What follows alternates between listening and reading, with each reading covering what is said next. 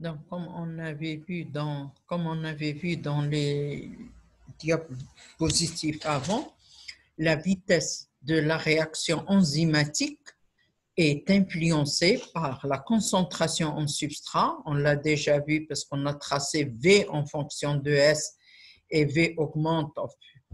Plus la concentration en S augmente, plus la vitesse augmente jusqu'à arriver à la vitesse maximale. On avait vu aussi l'influence de la concentration en enzyme. On a tracé V en fonction de la concentration en enzyme et on a obtenu une droite. Donc, la vitesse est proportionnelle à la concentration en enzyme. Plus la concentration en enzyme augmente, plus la vitesse augmente. On avait vu aussi l'influence du pH, l'influence de la température. Dernier point, effet des effecteurs. Qu'est-ce que le rôle des effecteurs dans le catabolisme ou dans, on va voir, qu'est-ce qu'un effecteur? Vous l'aviez déjà vu, définition des effecteurs dans le cours de métabolisme.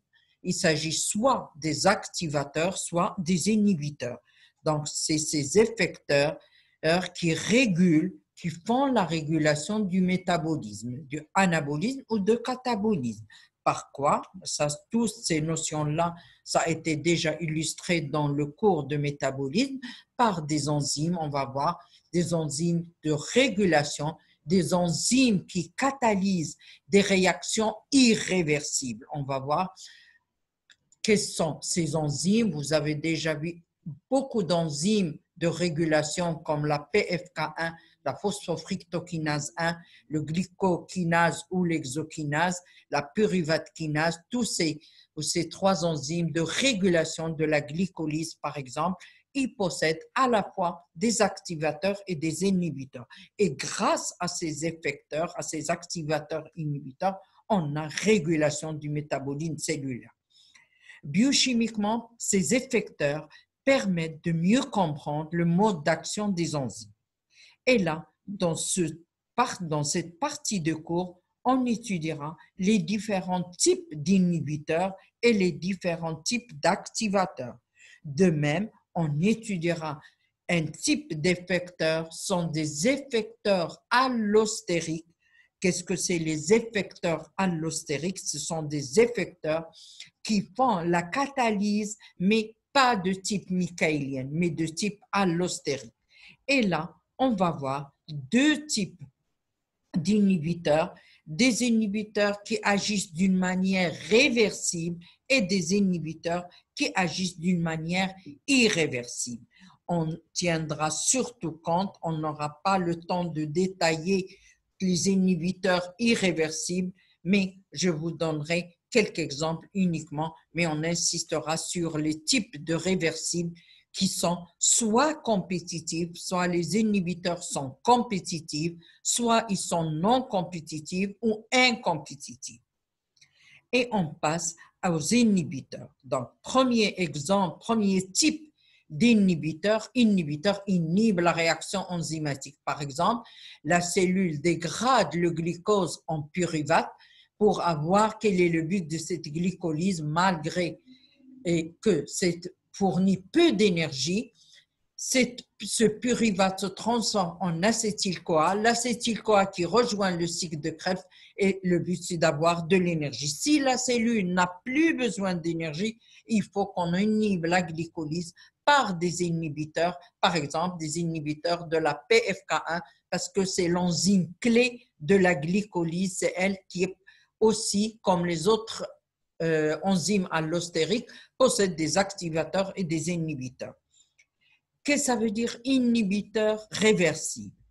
Dans les inhibiteurs réversibles, on a deux types. Les inhibiteurs qui inhibent d'une manière compétitive et les inhibiteurs qui inhibent d'une manière incompétitive.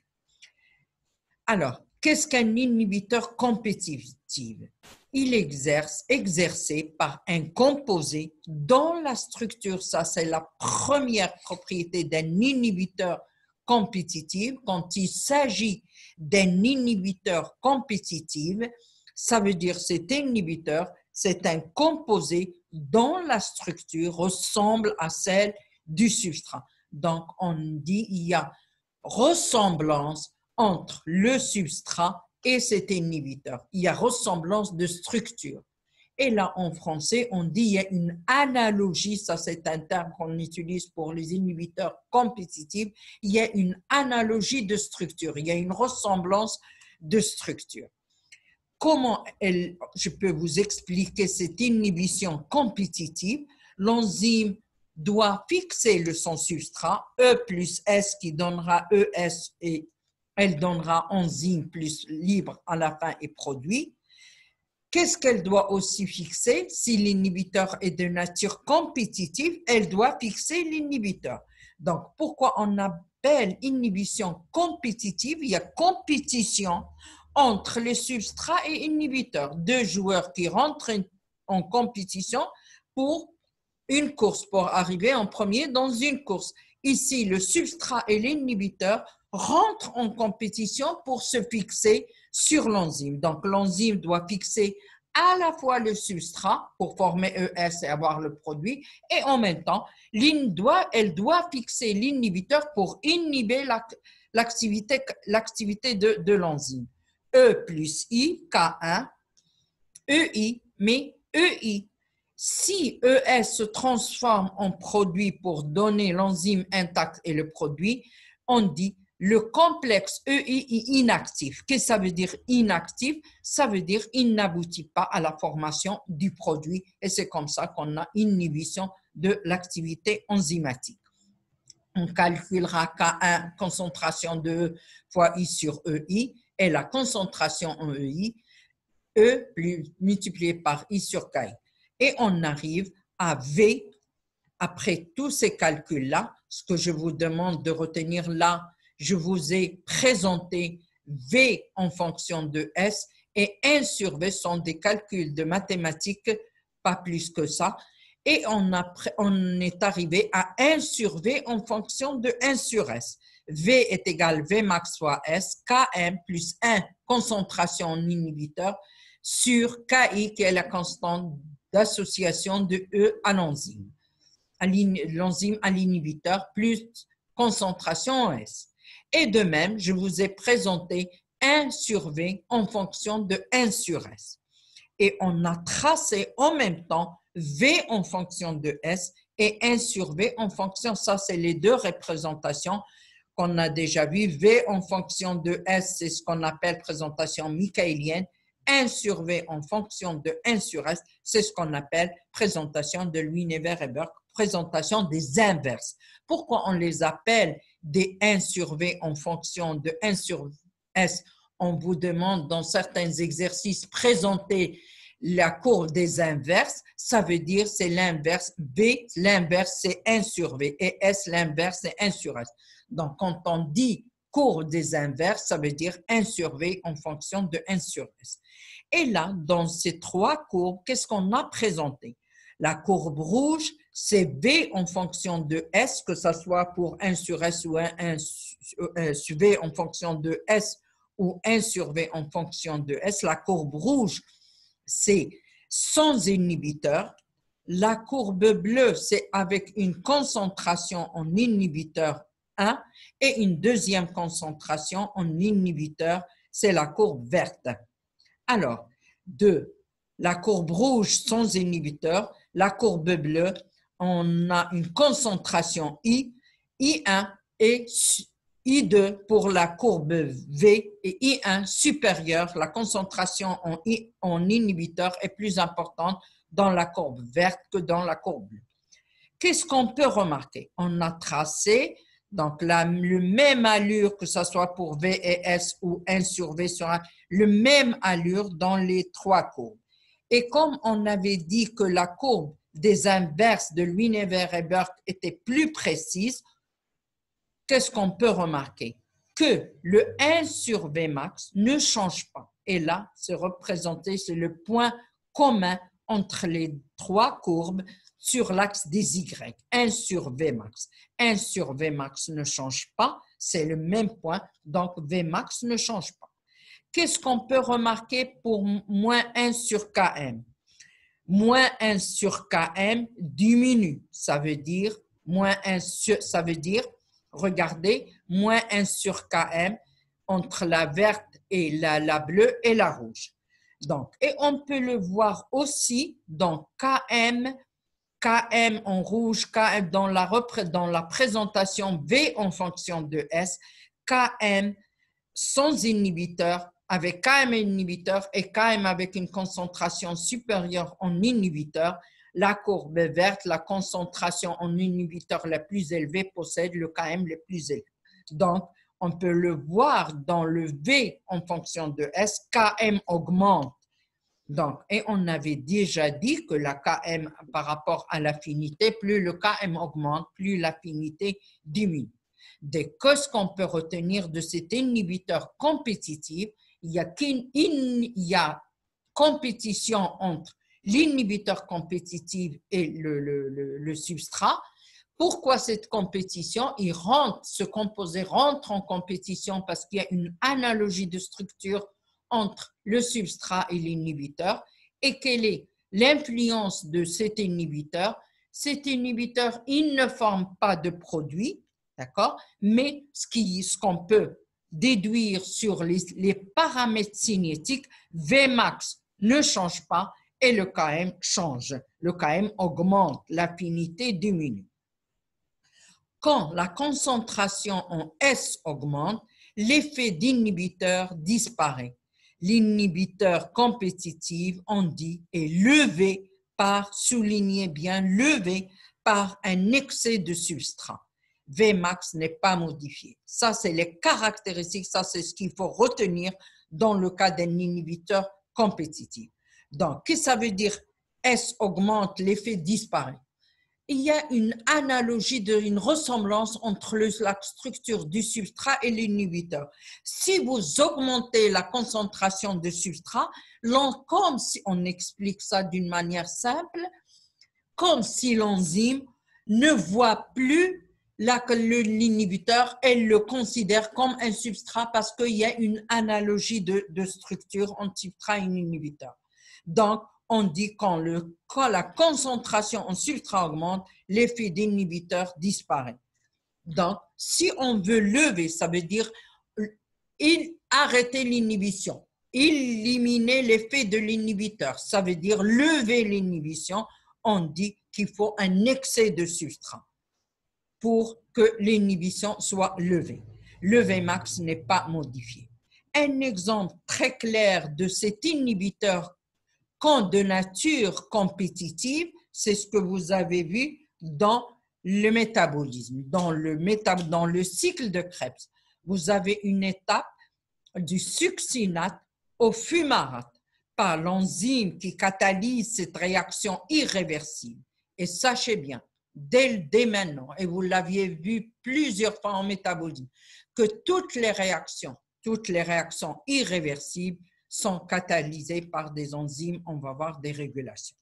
Le succinate, pour passer du succinate au fumarate, on utilise comme enzyme la succinate déshydrogénase. Déshydrogénase, on avait déjà vu ce type d'enzymes qui appartiennent, je rappelle, aux oxydoréductases et utilisent comme coenzyme le FAD, le NAD, le NADP, ainsi de suite, et le FMN. Mais cette succinate déshydrogénase catalyse la réaction entre succinate et fumarate et utilise comme coenzyme le couple FAD-FADH2. Qu'est-ce qu'on fait dans cette réaction? On enlève les deux atomes d'hydrogène, CH2, qui devient CH. Et cet hydrogène de substrat est transféré du substrat au FAD qui devient FADH2. C'est le couple redox. Succinate forme réduite parce qu'il contient des hydrogènes, FAD sous forme oxydée qui donnera le fumarate sous forme oxydée et le FADH2 sous forme réduite. Cette enzyme, qu'est-ce qu'elle possède? Pourquoi je vous ai donné cette réaction? Elle possède des inhibiteurs compétitifs. Il y a la succinate déshydrogénase possède des inhibiteurs compétitive, comme le malonate et l'oxaloacétate. On a dit compétitive parce qu'il y a une ressemblance de structure entre le substrat et l'inhibiteur. On compara le succinate au malonate. Quelle est la différence entre le succinate et le malonate? C'est une différence d'un groupement CH2. Donc, l'enzyme, cette enzyme possède un inhibiteur compétitif malonate par rapport au succinate. C'est le succinate et le substrat, l'inhibiteur et le malonate, il y a une ressemblance de structure. Il n'y diffère que par la présence d'un CH2 de plus dans le succinate. Elle possède aussi, cette succinate déshydrogénase, elle possède aussi l'oxaloacétate. Pourquoi l'oxaloacétate?